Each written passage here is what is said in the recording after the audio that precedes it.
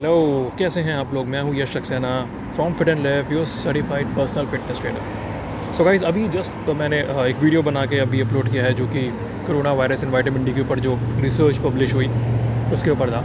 और बिना टाइम लिए अब मैं ये एक वीडियो बना रहा हूँ जो कि विटामिन डी के ऊपर है, क्योंकि जब मैंने आपको इसके बारे में बताया है कि विटामिन डी का रिलेशन कैसे कोरोना वायरस की डिफिशिएंसी के साथ ये एक स्टडी हुई है, तो ये इंपॉर्टेंट है मेरे लिए कि मैं आपको विटामिन डी के बारे में भी बताऊँ कि आप विटामिन डी कैसे बॉडी में इंप्रूव कर सकते हैं और विटामिन डी कैसे एब्जॉर्ब होता है और क्या क्या प्रोडक्ट है विटामिन डी के।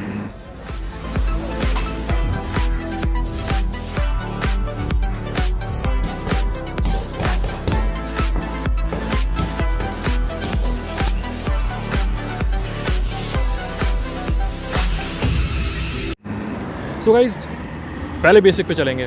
बेसिक इंपॉर्टेंट होना चाहिए। मैंने पहले भी आपसे डिस्कस किया है कि सबसे पहले हमें अपने 4 Ws और 1 H के बारे में पता होना चाहिए। What, why, when, where and how. तो व्हाट के बारे में बात करना चाहूँगा मैं पहले, और जो वो व्हाट है पहला कि व्हाट इज़ विटामिन डी, ये है क्या, इतना इंपॉर्टेंट क्यों है। गाइस, आपको स्टेरॉइड्स के बारे में तो पता ही होगा कि कुछ लोग स्टेरॉइड्स यूज़ करते हैं जो एक्सटर्नल आर्टिफिशियल स्टेरॉइड्स होते हैं। वैसे ही विटामिन डी एक नेचुरल स्टेरॉइड है जो आपकी बॉडी में बनता है। ये क्यों बनता है? क्योंकि नेचर, हर चीज़ जो है नेचर ने किसी रीज़न की वजह से दी है। व्हाट एंड वाई एक रीज़न है क्यों है ये इसलिए है क्योंकि जब आपके बॉडी में जब कुछ मिनरल्स होते हैं जो कि माइक्रो न्यूट्रिएंट्स हैं, और उन मिनरल्स में इंपॉर्टेंट मिनरल्स हो गया मैग्नीशियम, फॉस्फेट और कैल्शियम। अब आपकी बॉडी में अगर ये विटामिन डी स्टेरॉइड नहीं बनेगा तो इन मिनरल्स का डाइजेशन नहीं होगा, एब्जॉर्प्शन नहीं होगा। इनका एब्जॉर्प्शन नहीं होगा तो नुकसान होगा। सुनिए, जो कैल्शियम है, अगर कैल्शियम की कमी हो जाती है आपको तो आपकी बोन्स वीक हो जाएंगी, ऑस्टियोपोरोसिस हो सकता है, आर्थराइटिस हो सकता है अगर बोन्स आपकी वीक रहेंगी। मैग्नीशियम ढंग से एब्जॉर्ब नहीं होता बॉडी में तो आपको मैग्नीशियम की कमी के कारण आपकी बॉडी में थकान रहेगी, आपको फैटीग फील रहेगा। कुछ लोगों के पैरों में दर्द रहता है, सोते हैं तो पैर झंझनाते हैं, मैग्नीशियम की कमी होती है। आपने अक्सर देखा होगा जिन लोगों को डायरिया हो जाता है, उनको थकान लगता है, लाइट हेडेड लगते हैं, वो सब मैग्नीशियम तुरंत बॉडी से चला जाता है, इस वजह से होता है। बहुत इंपॉर्टेंट है। और अगर फॉस्फेट की कमी हो जाए बॉडी में, तो फॉस्फेट की कमी हो जाए तो आप लोगों को मूड स्विंग्स होंगे, आप एनजाइटी फील होगे, डिप्रेशन सा फील होता है फॉस्फेट। ये सारे जो मिनरल्स हैं ये बहुत इंपॉर्टेंट होते हैं और इनका डाइजेशन भी तो हेल्प करता है, वो विटामिन डी करता है। इस वजह से विटामिन डी बहुत इंपॉर्टेंट है। अब गाइस, विटामिन डी जब आप टेस्ट कराते होंगे बॉडी में तो आपने नोटिस करा होगा 25OH हाइड्रोक्सी का टेस्ट आपको डॉक्टर रिकमेंड करता है कि आप ये टेस्ट करें। सब total complete vitamin D measure करता है जब वो, तो उस केस में वो 2 चीज़ें मेजर करता है, एक तो विटामिन D3 और एक विटामिन D2।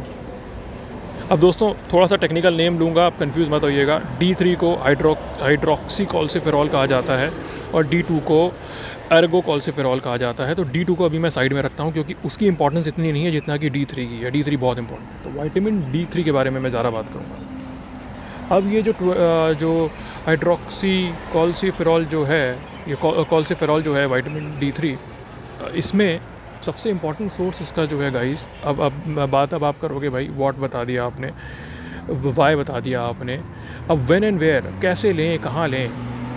तो मेरे दोस्तों, विटामिन D3 आप सूरज, सन से अच्छा कोई सोर्स नहीं है विटामिन D3 का। फूड सोर्स में भी है, बताता हूँ मैं आपको, लेकिन सन प्राइमरी सोर्स है। सन आपकी स्किन से जो एब्जॉर्प्शन होता है वो बहुत फास्ट होता है और बहुत एफिशिएंट होता है। अब ये कैसे होता है?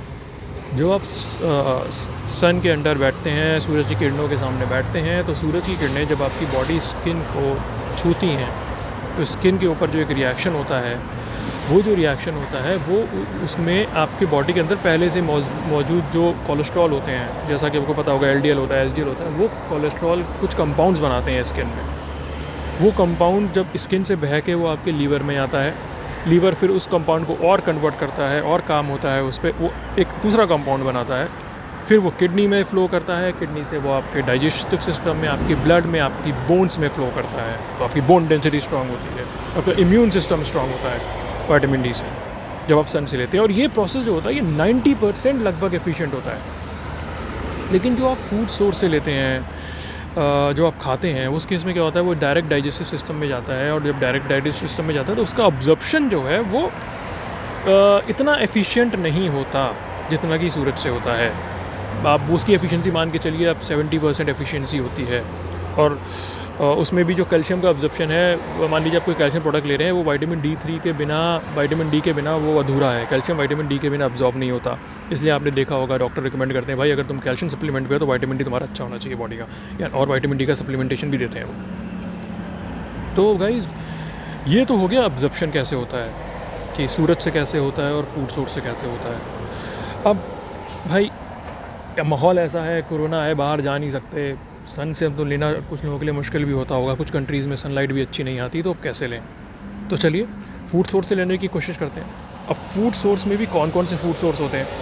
अब फूड सोर्स में गाइस जो मीट बेस्ड हैं, जो फ़िश है, समुद्र मंथन से जो निकला है, समुद्र मंथन में जब सूरज की किरणों ने जो बनाया है, जो विटामिन डी दिया है, वो बहुत अच्छे सोर्सेज दिए हैं। तो पहला समुद्र मंथन से जो निकलता है वो है सैल्मन फ़िश रिच सोर्स है विटामिन डी की, विटामिन D3 की रादर रिच सोर्स।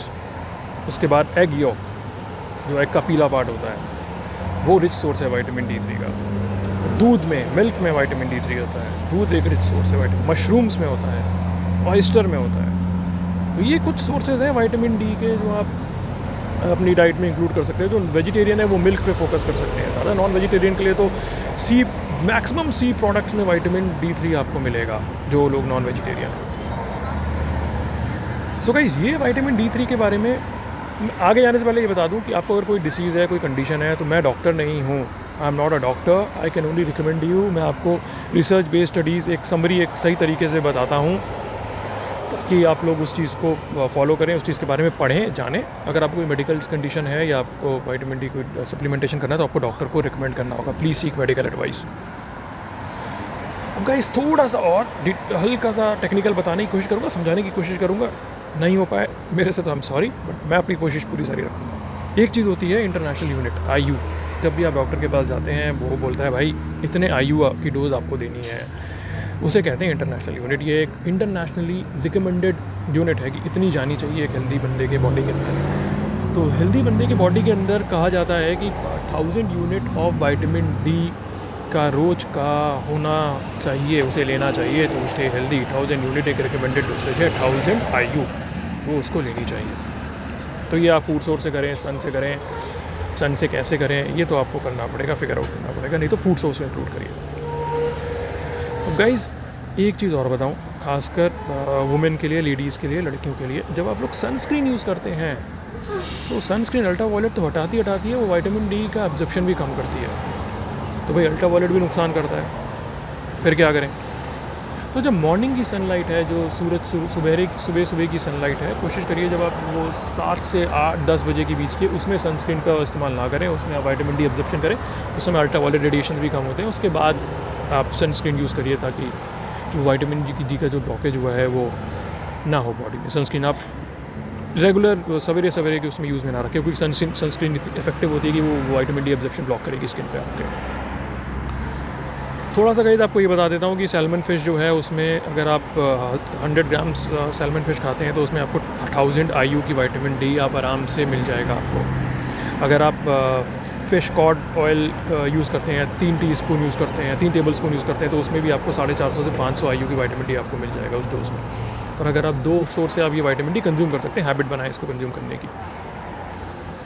एक बार रिपोर्ट पे भी बता देता हूँ। रिपोर्ट मतलब जब आप अपनी विटामिन डी टेस्टिंग करा के आते हैं तो उसमें रेंजेस आती हैं, कुछ रेंज होती हैं। तो क्या डेफिशिएंट है, क्या इनसफिशिएंट है, उसके बारे में थोड़ी सी बात कर लेता हूँ आपसे।